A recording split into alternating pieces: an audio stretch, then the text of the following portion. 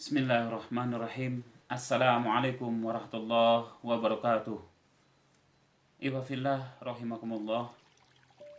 Pada kesempatan kali ini kita akan membahas 7 langkah cerdas menghadapi musibah. Setiap manusia yang dilahirkan pasti pernah mengalami sebuah ujian, musibah dalam kehidupannya, baik itu musibah kecil maupun besar. Terlebih sekarang dunia ini sedang mengalami musibah yang luar biasa dengan datangnya atau diturunkannya virus corona. Sudah berapa negara itu banyak menelan korban. Bagi kita orang-orang yang beriman, yang senantiasa mengedepankan nilai-nilai agama, harus memiliki langkah-langkah cerdas untuk menghadapi musibah ini. Sehingga mari kita bahas 7 langkah cerdas menghadapi musibah. Apa saja yang perlu kita lakukan agar musibah ini segera berlalu dalam kehidupan kita. Yang pertama adalah bertaubat, menjauhi maksiat-maksiat di sisi Allah Subhanahu wa taala. Allah berfirman dalam Al-Qur'an surat An-Nur ayat 31. Allah berfirman, "A'udzu billahi minasyaitonir rajim. Tubu ilallahi jami'an ayyuhal mu'minuna la'allakum tuflihun." Yang artinya, dan bertobatlah kamu sekalian kepada Allah, wahai orang yang beriman, supaya kamu beruntung. Hadirin yang berbahagia, ayat ini begitu luar biasa menjelaskan ketika kita ingin mendapatkan keberuntungan dalam kehidupan kita, baik di dunia maupun di akhirat, maka salah satu jalannya adalah kita senantiasa bertaubat di sisi Allah Subhanahu wa taala. Bisa jadi musibah atau bencana atau apapun yang terjadi dalam kehidupan kita bisa jadi adalah karena dosa-dosa dan kesalahan kita. Sehingga bertaubat adalah cara Allah yang diberikan kepada manusia agar kita bisa kembali kepada jalan yang lebih baik. Menurut bahasa, at-taubah berarti ar-ruju' atau kembali. Bahkan menurut istilah, taubat adalah kembali dari kondisi jauh dari Allah Subhanahu wa taala menuju kedekatan kepadanya, atau pengakuan atas dosa-dosa dan penyesalan dan bertekad untuk berhenti dan tidak mengulanginya kembali di masa yang akan datang. Sehingga bisa jadi dalam kehidupan kita, baik itu dosa-dosa kecil maupun besar pernah kita lakukan, itulah salah satu penyebab datangnya musibah. Bahkan Allah pun berfirman di dalam Al-Quran surat At-Tahrim ayat 8, "A'udzu billahi minasyaitonir rajim. Ya ayyuhalladzina amanu tubu ilallahi taubatan nasuha." Wahai orang yang beriman, bertobatlah kepada Allah dengan taubat yang semurni-murninya. Wahai saudaraku semua yang berbahagia, ketika kita banyak melakukan dosa dan kesalahan, banyak maksiat, banyak dosa-dosa yang kita kumpulkan dalam kehidupan kita, maka itulah salah satu penyebab datangnya musibah. Ketika kita sudah mendekatkan diri kepada Allah, bertaubat dengan sesungguh-sungguhnya, dengan taubatan nasuha, insya Allah satu jalan sudah kita lakukan agar kita jauh dari segala mara bahaya dan musibah. Yang kedua, yang perlu kita lakukan sebagai orang yang beriman adalah memaksimalkan ibadah di sisi Allah Subhanahu wa taala. Allah berfirman dalam Al-Qur'an surat Az-Zariyat ayat 56 yang berbunyi, "Wa ma khalaqtul jinna wal insa illa liya'budun." Dan aku tidak menciptakan jin dan manusia kecuali untuk beribadah kepadaku. Iwafillah rahimakumullah, saudara-saudaraku semua yang berbahagia. Diciptakannya jin dan manusia adalah untuk beribadah kepada Allah Subhanahu wa taala, untuk mengabdi. Sehingga cara yang kedua ini adalah cara yang sangat cerdas. Kita meningkatkan kualitas ibadah kita di sisi Allah Subhanahu wa taala. Mari kita tingkatkan baik ibadah-ibadah wajib maupun ibadah-ibadah sunnah dengan memperbanyak melakukan kebaikan-kebaikan, baik itu membaca Al-Quran, sholat-sholat sunnah, sholat tahajud, sholat duha, dan sholat-sholat yang lain, dan ibadah-ibadah yang masih banyak lagi jenisnya, sehingga cara kedua ini bisa kita tunaikan dengan baik, yakni memaksimalkan ibadah, mendekatkan diri kita kepada Allah Subhanahu wa taala. Dengan dekatnya kita kepada Allah Subhanahu wa taala, insya Allah banyak hal yang bisa kita adukan kepadanya, kita curhatkan kepadanya, sehingga doa-doa dan pengharapan kita bisa kita maksimalkan hanya kepada Allah Subhanahu wa ta'ala. Yang ketiga, yang perlu kita fahami bersama-sama adalah langkah yang cerdas. Yang ketiga adalah ikhtiar menjaga diri kita dari musibah di sisi Allah Subhanahu wa taala. Di dalam Quran surat Ar-Ra'd 2 ayat 11 Allah berfirman yang artinya, bagi manusia ada malaikat-malaikat yang selalu mengikuti bergiliran di muka dan di belakangnya. Mereka menjaganya atas perintah Allah. Sesungguhnya Allah tidak merubah keadaan suatu kaum sehingga mereka merubah keadaan yang ada pada diri mereka sendiri. Dan apabila Allah menghendaki keburukan terhadap suatu kaum, maka tidak ada yang dapat menolaknya. Dan sekali-kali tidak ada pelindungan bagi mereka selain Dia, Allah Subhanahu wa taala.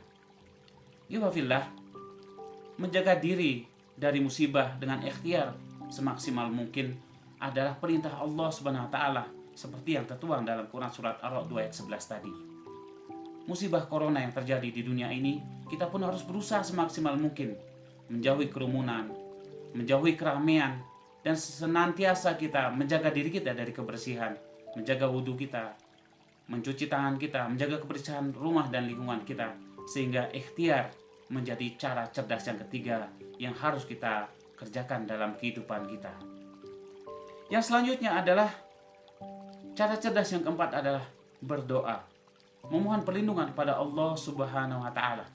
Kita banyak berzikir, baik zikir pagi maupun petang.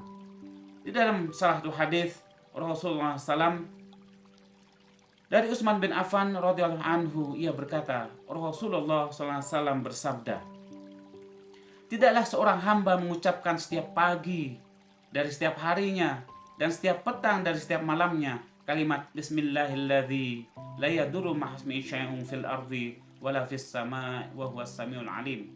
Yang artinya dengan nama Allah, yang dengan nama Allah dengannya tidak ada sesuatu pun yang membahayakan di bumi dan tidak juga di langit, dan Dialah yang Maha mendengar lagi Maha mengetahui, sebanyak 3 kali, maka tidak akan ada apapun yang membahayakannya. Hadis riwayat Abu Daud dan Tirmizi.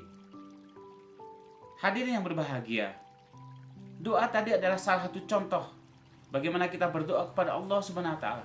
Dengan doa dan zikir baik yang kita lakukan baik dalam kondisi di pagi hari maupun petang adalah bagian dari cara yang Allah berikan kepada kita manusia untuk mohon perlindungan dari segala musibah yang terjadi. Sehingga doa inilah sangat penting untuk kita lakukan dalam kehidupan kita sehari-hari. Yang kelima adalah bersedekah atau berinfak. Hadirin yang berbahagia, kita paham bersama-sama betapa banyak dalil baik dalam Al-Quran maupun hadis yang menjelaskan begitu luar biasa fadilah atau manfaat atau keutamaan dari sedekah atau berinfak. Sehingga tidak mungkin kita sebutkan semuanya, tetapi kita memahami begitu luar biasanya Allah memberikan peluang kepada kita dengan berinfak atau bersedekah, kita akan mendapatkan kebahagiaan yang luar biasa. Salah satu firman Allah Subhanahu wa taala dalam Al-Qur'an surat Ali Imran ayat 134, Allah berfirman, alladzina yunfiquna fis sarra'i wad-dharra'i wal kadhibina al-ghaidha wal 'afina 'anil nas wallahu yuhibbul muhsinin. Yang artinya yaitu orang yang menafkahkan hartanya baik di waktu lapang maupun sempit, dan orang yang menahan amarahnya dan memaafkan kesalahan orang. Allah menyukai orang-orang yang berbuat kebajikan. Ifafillah, Allah begitu luar biasa menjelaskan dalam Quran surat Al Imran ayat 134 ini bahwa perintah berinfak adalah baik dalam kondisi lapang maupun sempit. Ketika kita dalam kondisi lapang memang gampang untuk berinfak bersedekah, tetapi bagaimana dalam kondisi sempit?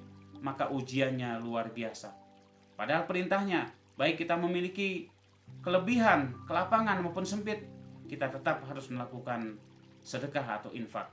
Bahkan justru ketika kita dalam kondisi sempit, kita harus mengutamakan, mengedepankan infak agar pertolongan-pertolongan Allah bisa segera datang dalam kehidupan kita ini.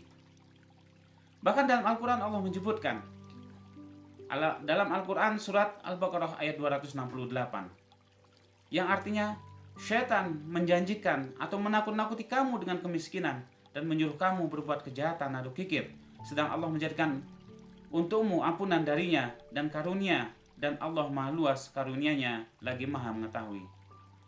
Ihwafillah rahimakumullah, saudara semua yang berbahagia, ketika kita berinfak dalam kondisi lapang mungkin gampang. Ketika kita dalam kondisi sempit akan luar biasa ujiannya. Bahkan Allah pun sudah menyampaikan dalam Quran surat Al-Baqarah ayat 268 bahwa setan senantiasa menakut-nakuti kita agar kita tidak mau berinfak. Ditakut-takuti bagaimana kita akan menjadi orang-orang yang miskin, kekurangan dan sebagainya. Sehingga infak ini adalah bagian dari cara yang harus kita kerjakan untuk segera keluar dari musibah yang ada dalam kehidupan kita. Apalagi infak adalah salah satu jalan yang ketika kita lakukan, maka ibadah infak ini pahalanya berlipat ganda.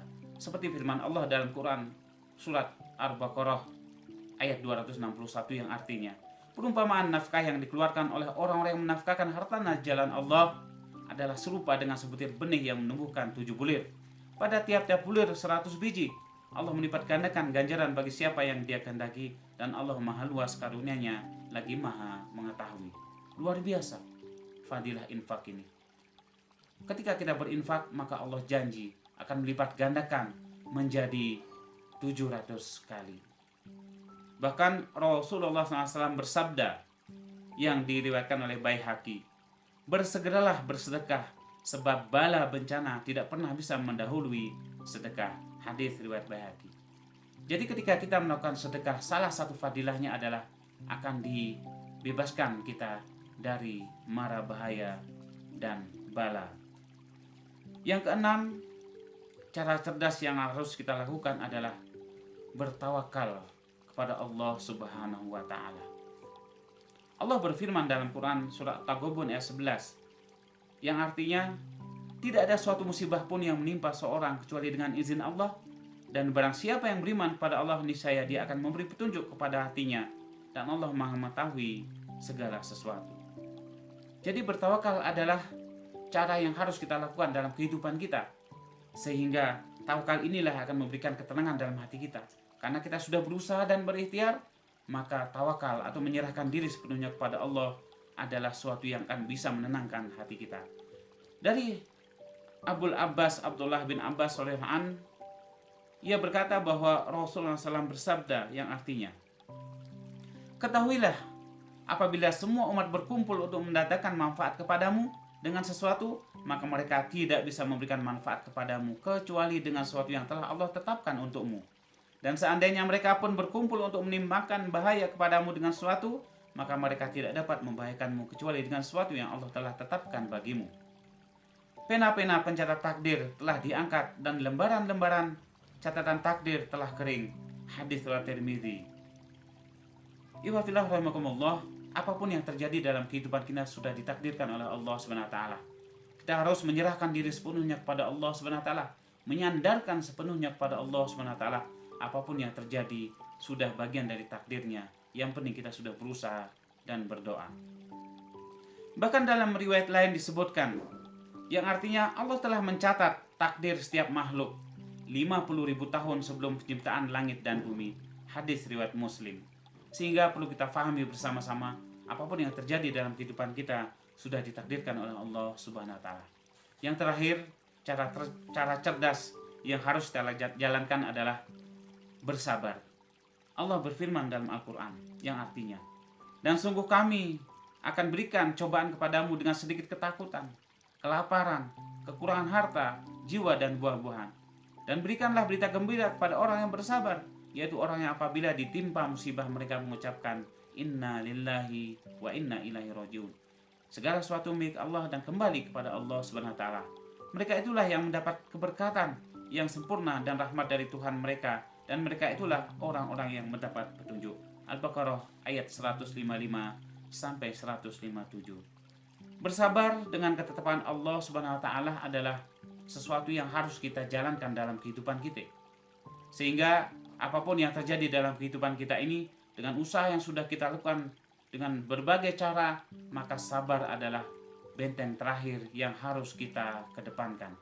Bersabar dalam arti musibah pada saat ini dengan adanya virus corona adalah bagaimana kita bersabar dengan ujian adanya peraturan pemerintah, bagaimana kita harus menghindari kerumunan, bagaimana kita harus menjaga kesehatan dan sebagainya, termasuk kita dilarang untuk melakukan hal-hal yang sifatnya akan menimbulkan madarat yang lebih besar lagi. Mudah-mudahan perkara yang kita sampaikan 7 cara cerdas menghadapi musibah bisa bermanfaat. Wassalamualaikum warahmatullahi wabarakatuh.